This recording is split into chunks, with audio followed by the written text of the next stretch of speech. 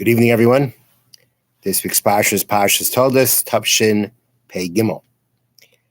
So, in the beginning of the Parsha, which is Perek Chafei, chapter 25, let's just start from the beginning of the Parsha. Perek Chafei, chapter 25, Pasuk Yutes, verse 19. Ve'elo Toldot Yitzchak ben Avraham. These are the offspring of Yitzchak, the son of Avraham. Avraham ha'ilidus Yitzchak. Avraham begot Yitzchak. Yitzchak ben Arbaim Shana. Yitzchak was 40 years old. V'kachtoi es Rivka, when he took Rivka, Bas Besual Harami, the daughter of Besual from Aram, Mipadan Aram, from the city of from the city of Padan Aram, or from the area of Padan Aram. Achais Lavan Arami, the sister of Lavan, from Aram, Loyli Isha, from himself as a wife. So the Torah here is really repeating Rivka's lineage. We already know from last week's parsha that she was the daughter of Besual and the sister of Lavan. We know she was from Padan Aram. Why is the Torah repeating that here? And therefore, Rashi cites a medrash that the point of the Torah is the following. And that is, and Rashi cites, the medrash asks, don't we already know all these things about her? But rather the Torah wants to bring out her praise.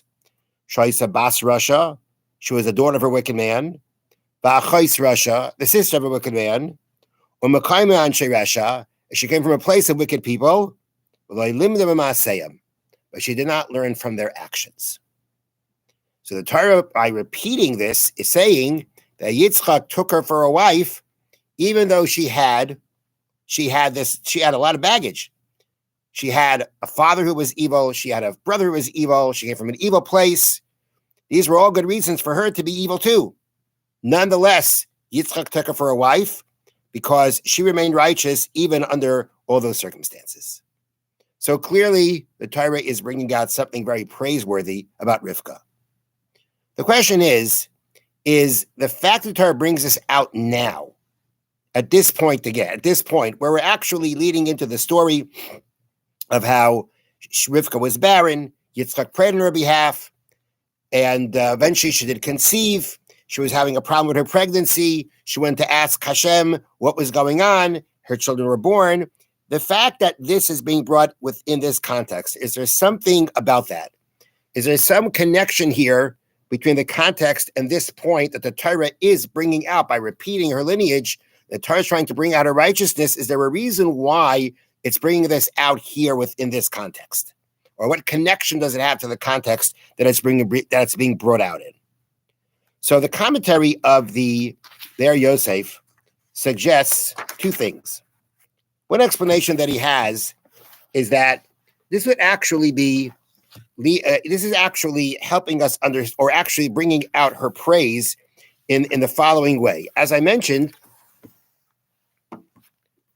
the Torah continues how it says, Vayata Yitzchak Lashem Alechach Ishtoi Ki Akarahi. Yitzchak entreated Hashem opposite his wife, for she was barren. Vayasarlei Hashem, and Hashem allowed himself to be entreated. Vatar Rivka Ishtoi, and his wife Rivka conceived. Then it says, Vayisreitzu Abanim Bekirba, the children agitated within her. Vatar Mekin, she said, if so, Lema Anoichi. Why am I this? Why is this to me? Hashem, and she went to ask from Hashem. And Hashem responded. Means Rashi says she went to the Yeshiva Shem the Aver, the Academy of Shem the Aver. There were people who were Bali Ruach HaKodesh, people who had the spirit of holiness resting upon them. They had a certain level of, we'll call it a certain level of prophecy, and they were able to respond to her question. So the Be'er Yosef points out that the fact that she went to ask Hashem when she was having this problem is something that we should see in a very special light when it comes to Rivka, because as the Torah says, Rivka comes from Padan Aram. Aram was known. The Be'er Yosef cites sources. I'll give you an example here. I'll show you what he says. We know that later on in Nekli's Parshas Vayetze, Yaakov marries Rachel and Leah. He has his whole family by Lavan, and then he runs, and then he basically escapes and runs away from Lavan. And the Torah says that when he leaves, Rachel, his wife, Lavan's daughter, steals his trufim, steals his idols. Now, these idols, the Kamshar Ramban explains that these idols or these images weren't so much idols in the sense of pagan worship or worshiping the idols, but rather, he explains, Shehem Kalim L'Ksayim Bahem Ladas Asidus. These were utensils, these were vessels that were used, they were, so to speak, tools that were used for divination, to know the future. And he says, V'hine Lavanei Kaisim Menachesh. And this for Lavan, that was his common practice. He always used this kinds of divinations or sorcery, whatever word you want to use, to be able, he was very involved in these kinds of things. And we also find, as the Ramban brings out, based on a pasuk in the book of Yeshaya, that the people of the East, referring to the people from Aram, were also very involved in what's called nichush. They're involved in divination and sorcery, which are all tools for being able to figure out the future. They were very involved in that. So Rivka comes from a place and from a family that is very involved in kesamim, very involved in this sorcery and divinations by which one can find out the future. This is what she grew up in. This is what she was steeped in. And nonetheless, when the time came for her to try to figure out what's going on in her, and she needed to go to some kind of a divine power to figure that out. If the word divine is right. So we'll just use the word divine. A divine power to go ahead and figure it and try to figure it out. She didn't turn to nichush. She didn't turn to divinations. She didn't turn to what her family would have done, but she went to ask Hashem. So the connection between Rivka not learning from her parents' house and not learning from her community that she grew up in is very much connected to what we read soon afterwards. That when she had this problem, she had to figure out what was going on. In following her upbringing, she would have followed the path of what's called the path of tumah, the path of impurity, and turned to divination, to sorcery to find the answer, and she didn't do it. So when the Torah is stressing out she didn't learn from her parents and from her community, from her household, it's very much connected to what's happening next. She didn't learn from her parents, and therefore, instead of going ahead and practicing sorcery to find out what's going on with her pregnancy, she went to ask Hashem. Now, I think there's just there's a quick point that we need to bring out here regarding this explanation of the Ber Yosef, and that is that last week we learned how when Rivka came to the well or came to the spring, the water rose up to her. And Eliezer, when he saw that, he ran to her. We discussed why wasn't that enough to figure out she was the right one. But clearly the water rising up to her was a miracle. So she was clearly a righteous person already at that point of time. Would we suspect a person of that, would we suspect a person of that righteousness to turn to sorcery, to be able to find out what's going on? But I think the answer could very well be that, when push comes to shove, when the going gets rough, when here she is, we're not going to get into what was bothering her so much about her pregnancy. But if it bothered her so much that she had to find out, that she had to go ahead and to ask using a supernatural source, so to speak, to find out what's going on, this was pretty serious.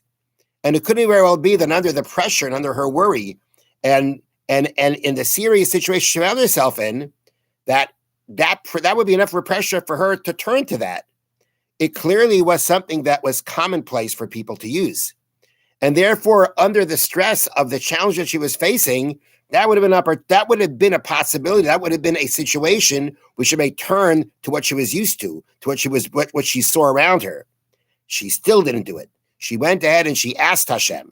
So the connection between her praise not to learn from her family is very much connected to this context. That's why she went to ask Hashem and didn't turn to the divination and sorcery that she saw all around her as she grew up.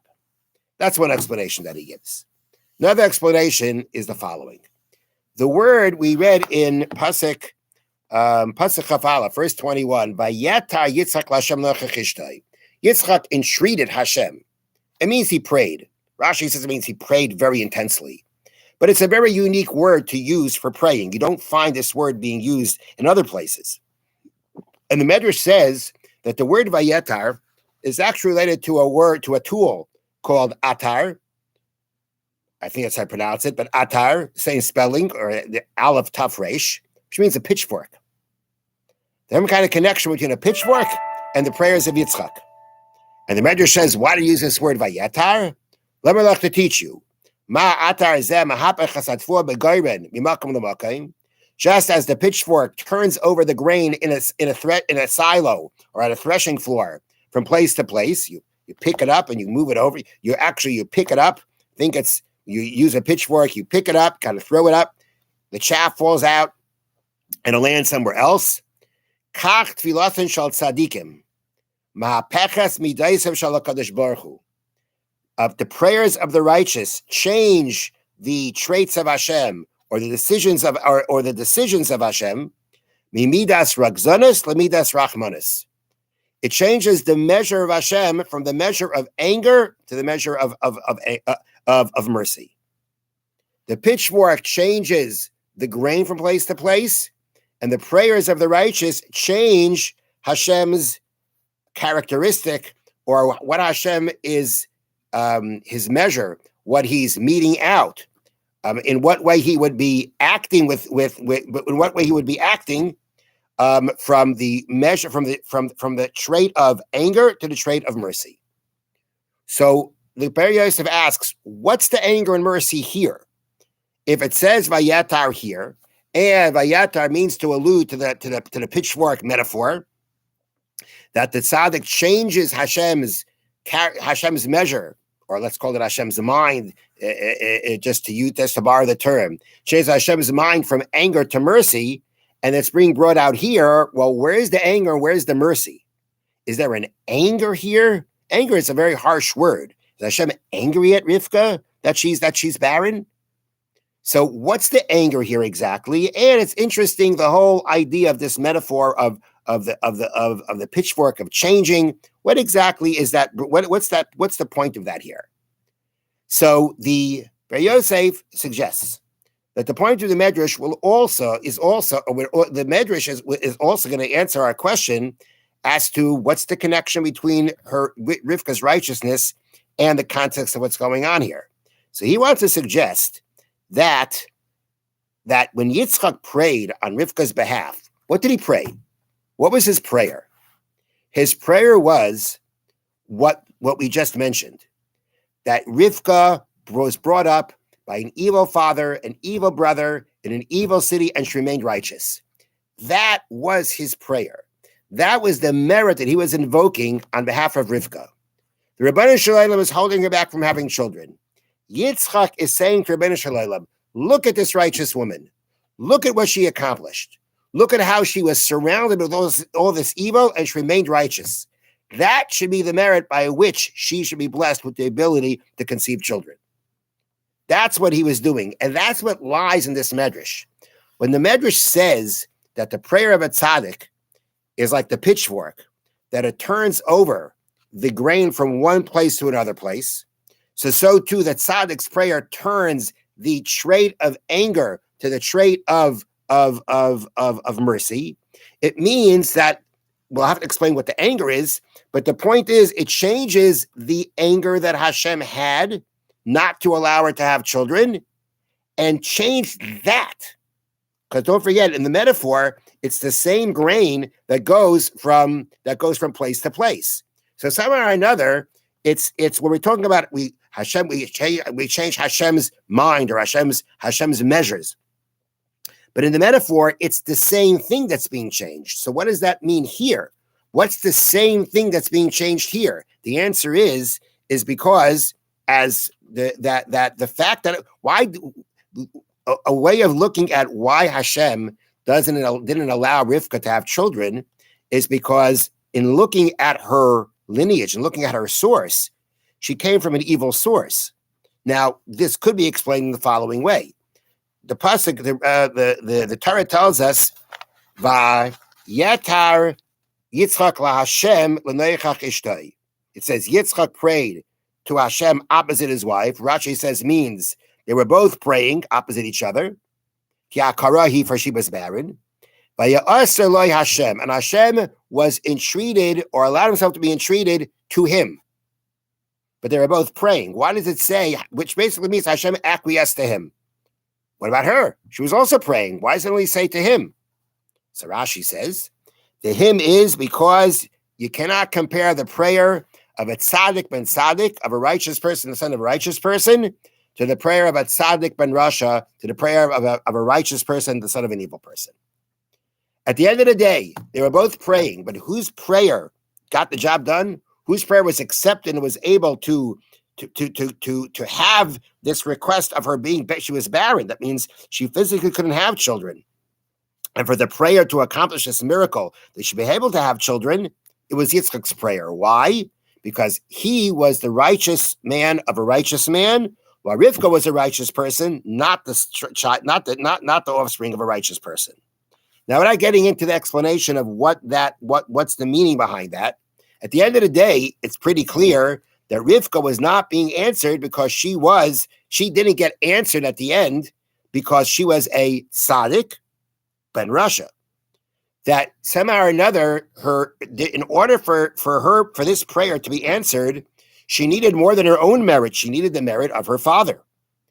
That merit wasn't here because he was a Rasha.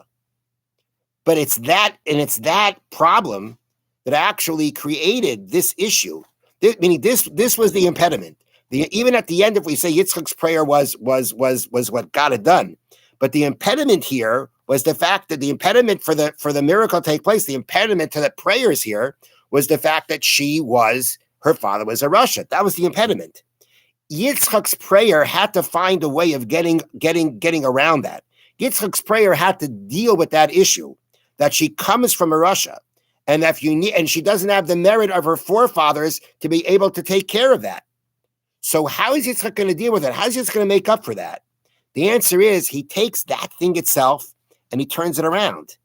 He says, Rabbeinu Shalom, the problem is her father was a Rasha, but look at the fact her father was a Rasha, and look what she still became. The aspect itself that's causing the problem becomes now the reason to be the merit to deal with that issue. If the problem here that her prayer is not accepted, if the problem here is the fact that she has this background, she doesn't have the merit. Her father was a Rasha, and that's the impediment for her prayers to be accepted. That's the impediment for her to be able to have children. So Yitzchak goes in and says, "Look, take that trait itself and look at it another way. Turn it around." Even though she was the child of such an evil person, she remained righteous. That should be a merit for her to be able to have the child. That's the merit for the prayers to be answered. That's the connection here. The connection between the fact that she didn't take any influence from her father, from her brother, from her community. That merit is the merit by which Yitzchak's prayers were answered, because Yitzchak took that. He took that aspect of her. He took that merit, and that was his prayer and his argument to Hashem to say she should have children. And that's what it means to change the measure of Hashem from anger, meaning the measure of the fact that Hashem is looking at her background of evil, and because of that, that's the impediment to the children. And Yitzchak says, take that and turn it over. Move it to another place. Change that to Rachmanis. Change that to mercy. Because that itself becomes the merit by which her thing should be, that itself becomes the merit by which the impediment for her to have children is taken away. So that's the connection between her prayer and her ability to have children. Now, a possible other way of looking at this, in the sense of, let's put it this way, what is the fact that she comes from a Rasha? Why is that an impediment for her to have children? And the answer possibly could be, to suggest, that the answer to that is because if she comes from such evil stock, then she's gonna pass that. That's part of her essence. That's part of her That's called part of her neshama in a certain way. It's part of her makeup in the spiritual sense, from the spiritual angle of who we are. We've mentioned before that we pass on, not only do we pass on our biology, our physical traits to our children, we pass on other traits. We pass on our character traits. We pass on our spiritual powers and even weaknesses. The parts that lie within our essence, these things get passed on to our children. That's something we find in many of the commentaries. Probably something maybe better understood from a spiritual level. But our characteristics, our abilities are all part of the power of our neshama, part of our soul, part of the power of our spiritual makeup. And these things get passed on to our children. So Rivka comes from such evil stock, means that she's going to pass on these evil traits, these evil genes, and to her children. And that becomes a reason for her not to have children. Why continue passing on these evil genes and produce and creating more problems? So that becomes the reason why Hashem says she can't have children. That becomes the impediment. So what does Yitzchak do? Yitzchak says to the Rebbeinu Shalom, look, there is that potential problem of passing on the evil potential from her background. But look at her. Look at how she dealt with that. Look at how she went in on her own, overcame all that. That's going to be passed on to her children. The power to overcome those evil influences are going to be passed on to her children. So you don't have to be, so if the concern is that the evil traits are going to get passed on, the answer is, but she is going to pass on the traits to be able to overcome and withstand those influences. That's what she's going to pass on. And therefore, it doesn't need to be an impediment. But what's going to be passed on? Because she is going to pass on to her children and to the Jewish people the power to overcome those influences. Because it's inevitable. There are influences all around us, and they leave their impact, they leave their influence on us. And we have to find the strength to be able to withstand them, and to withstand them from ourselves and from our children. And where does the power for that come from? The power for that comes from Rivka, because she did that. And that's what Yitzchak said. That was his prayer to the Rebbeinu Shalom. His prayer to Rebbeinu Shalom was, look at what she's done. Even though she has all this within her, even though she experienced all these influences all around her, she remained pure. She found the strength to do that. That's the strength that she created within herself, and she's going to pass it on to the Jewish people. And therefore, she should be blessed with the children. It's not just a merit. Look at what she did, and she should be rewarded for this. It's really addressing the problem. If the problem is her evil stock, she overcame that. And therefore, if that's the impediment for her for having children, that should be overcome. If the issue is that that the traits of evil that she has within herself are going to be passed on to her generations, to her children, she herself overcame all that. And she's going to pass on that power and that strength to her children. That's the strength that we have. That is what our Mama Rivka, our mother Rivka, passed on to us. The strength to be able to overcome the evil influence that surround us and to remain pure and to pass on that purity to the future generations. Have a wonderful Shabbos.